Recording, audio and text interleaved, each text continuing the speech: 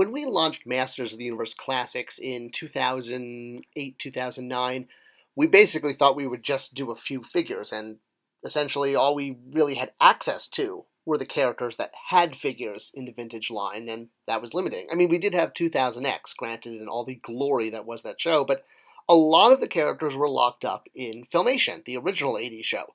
We didn't get access to those characters until 2012, which meant that really it wasn't until 2013 that we could get figures out under this sort of new agreement to give us access. And Club Filmation, the 2013 add-on sub, was the solution to getting caught up with Filmation characters, if you will. Now, granted, we were able to more or less rush to market or sneak out or really burn the midnight oil to get out some characters as soon as we could, and there were a few monthly releases we had before Club Filmation hit, but a couple releases like Octavia and Fangman were definitely not enough to keep fans anticipating because they'd waited a long time. Our very first Filmation character, Shadow Weaver, was definitely clickbait to join the subscription, but we knew that the power of Filmation had a lot of draw, and honestly, we had to sell toys. We were a toy company. We are. Well, I mean, they still are, but, well, anyway. Getting Filmation was kind of an unexpected gift, and it meant that we were really going to have to rethink a lot of aspects of the line, not only the fact that we had access to all of these heroes and villains from the show, but, well, we had to look at who was going to require a lot of tooling, who could be done simply, and most importantly, who did the fans want the most? Because we're literally talking hundreds of potential characters from the Masters of the Universe and Princess of Power TV shows from the '80s. So yeah, huge hero and villain database to mine. Well, the first thing I did was contact fan sites, but unfortunately, the one in particular decided to just complain about me not knowing enough about the brand instead of actually helping me out. So unfortunately, that backfired pretty quickly, and instead of being able to go to the fan sites for help narrowing down this list of hundreds and hundreds of characters, we basically went to the internet and looked to see what figures were getting custom made by the fans, because that was going to be a good indicator of who was wanted the most. I mean, there's no scientific way of doing it, but it was at least a stab in the dark to make sure we were in the right direction. I mean, I was a big Filmation fan, but I didn't want to just do, my favorite characters. The idea was to do everyone's. Yes, we did Neptune because I wanted Neptune, but come on. We did 20, 30 Filmation characters. I get to pick one.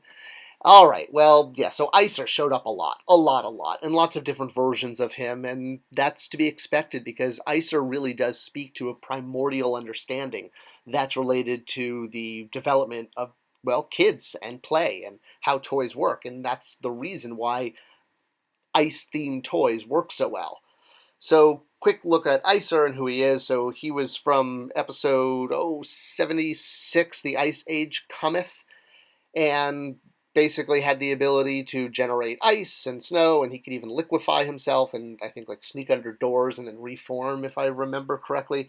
It's been a while. I will be absolutely honest. It's been a while since I've watched the Filmation series. I think the last time I watched it all the way through was when we got this license. I watched all 130 episodes to refresh myself, since it'd been a while since I'd seen a lot of them. 2000X I watched over and over again because, 39 episodes, right? All right, well, in the Filmation episode, He-Man finally defeats Icer by mooning him to death, and then everyone goes out and has a giant snowball fight because that sets up the moral at the end of the episode where He-Man comes out and says, "Hey, kids, don't make snowballs."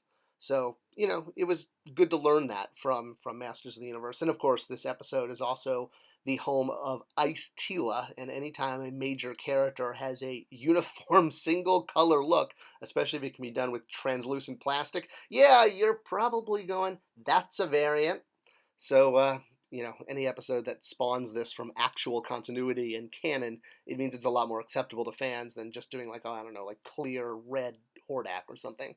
All right, so back to ice-themed villains and heroes. You see this a lot with kids. And, well, not kids becoming villains, but kids liking characters that are ice-related. And that's because, well, ice is an element. And, no, not like the periodic table of elements. I mean like an element, like earth, water, air, fire, or big bada boom. So all 5 of these are elements that kids can understand and they relate to. Hot and cold. It's very elementary, my dear Watson. Oh, I had to say that. Yeah, so it creates a essentially welcome mat, if you think, into the character, because you can already automatically relate to how their powers work. Hot and cold are such a basic human experience that children can grasp onto that. I mean, they experience it every day when they take a shower or a bath. They understand that one faucet produces hot, one faucet produces cold, and it's very easy to translate that into entertainment for kids. I remember Spider-Man and His Amazing Friends, my absolute introduction to Marvel Comics, and it was based around your neutral Spider-Man hanging around with elemental characters. In fact, when I found out that Firestar and Iceman weren't part of Spider-Man's regular comic book, when I was old enough to read comic books, because I was watching this show when I was much, much younger, I was really bummed. I totally thought that Iceman and Firestar and Spider-Man, that was like a thing, like Batman and Robin, or I don't know who hangs out. Who hangs out with Mr. Peanut? Does he have a sidekick? Anyway, back to Ice and Fire characters as toys. So the Masters of the Universe line, of course, has Ice Armor He-Man, and well, you can't not count Frosta because, Frosta. All right, well, her ultra white color of her stockings as a figure aside, Icer never made it out of the 1980s. He wasn't in the 2000X series, although fans definitely imagined what he could have looked like, and I have to imagine if the show had continued, we would have gotten to him. And fans also sort of created what he could look like in classics, and I know it's ironic that I'm using this particular drawing because it's done by the very fan who posted my request for help online as proof that I didn't know what I was doing. But he's a very talented artist, so his work is awesome. He just kind of was a jerk to me. All right, well, the whole point of all of this about why we went with Icer, I think, is clear. He was a main villain in his own episode. He had elemental powers that just translate so well to toy and appeal to that sort of innate human spirit. And getting all of these Filmation characters out in a special assortment, that add-on subscription outside of the main monthly sub, really helped us get up to speed and fill in the fact that we hadn't had Filmation characters for years, that we had been dependent only on the card back and some of the 2000X characters. Now, one thing I should note is we had no bios for anyone in Filmation, and Mary Rickford, who was the copywriter, really wanted to write some. So I explained to her how the vintage card backs had a version with card art, and there was one sentence, like a key sentence about that character. He-Man guards the safety of Eternia with his faithful allies at his side. So that's always the ending line from bios. There's details that tends to get missed a lot, and I thought fans were really going to gravitate to that. Actually, instead, I had fans commenting that the last line of the bios always sounded hokey. I was like, that's the only line that's from the vintage material.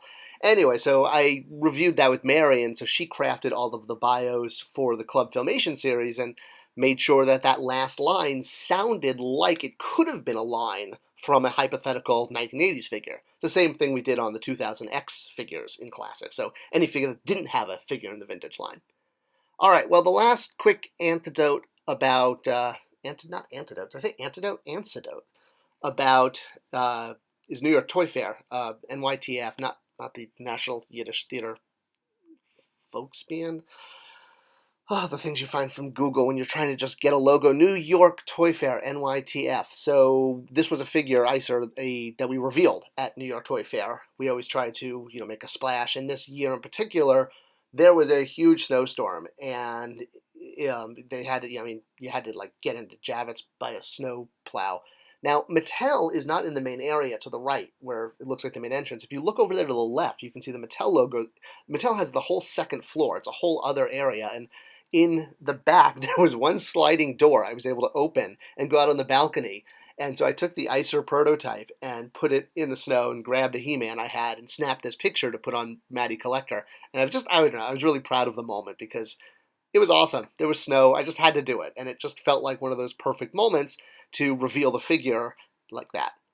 And of course, he's got clear and translucent plastic skin. It always makes a figure cooler when they got translucent plastic skin.